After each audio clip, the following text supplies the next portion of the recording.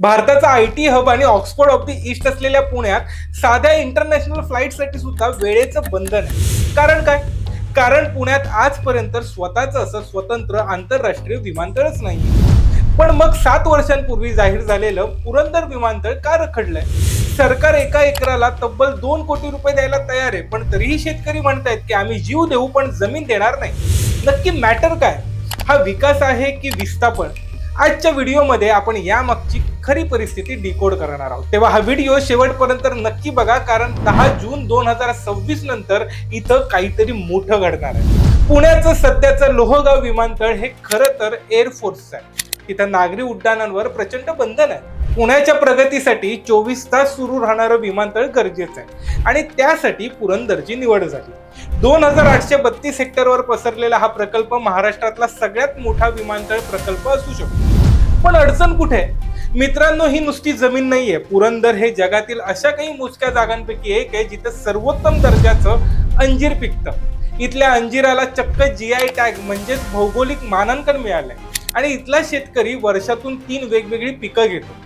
सरकार म्हणतंय की आम्ही जवळजवळ 1.5 कोटी प्रति एकर देतोय, जो इतर सुविधांसह 2 कोटींच्या वर जातो. पण शेतकऱ्यांचा सवाल असा आहे की एकदा मिळालेले पैसे किती दिवस पुरणार आहेत? आमची उपजीविका आणि आमची ओळखच संपली तर आम्ही करणार काय?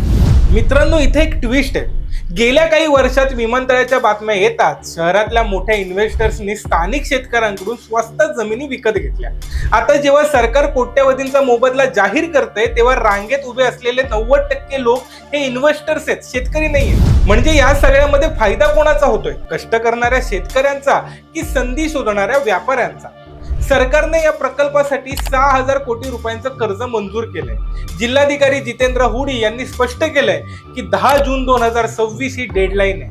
जो शेतकरी स्वेच्छेने जमीन देईल त्याला नोकरी किंवा एरोसिटीमध्ये 10% विकसित भूखंड मिळेल. पण जे विरोध करतील त्यांच्यावर सक्तीचे भूसंपादन केले जाईल. म्हणजेच काय? शेतकऱ्यांकडे ऑप्शन खूप कमी होतील. मित्रांनो, मग प्रश्न असा उरतो की पुण्याचा विकास महत्वाचा आहे की शेतकऱ्यांच्या बागा? विमानतळ तर हवंच आहे, पण ते भूमिपुत्रांच्या बलिदानावर उभं राहणार आहे का? न्यायालयाचा निर्णय काय येईल हे पाहणं खूप महत्वाचं ठरणार आहे. पण तुम्हाला काय वाटतं? पुरंदरमध्ये विमानतळ व्हायला हवं की नको? कमेंट्समध्ये तुमचं मत नक्की सांगा. आणि हा व्हिडिओ आवडला असेल तर जास्तीत जास्त लोकांपर्यंत शेअर करा आणि आमच्या व्हायरल कारभारला फॉलो आणि सबस्क्राईब करायला विसरू नका. धन्यवाद.